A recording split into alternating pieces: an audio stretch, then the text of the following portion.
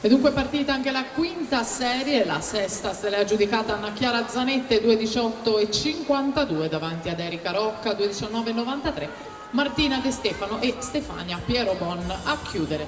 Siamo dunque in gara con la quinta serie junior femmine 200 stile libero. Ricordiamo che al termine delle serie juniores ci saranno le serie seniores con un totale di 6 serie in programma solo per la categoria assolute, al termine del quale ci saranno le 3 premiazioni ragazzi junior e assolute dei 200 stile libero, per poi proseguire con il settore maschile sempre in questa specialità.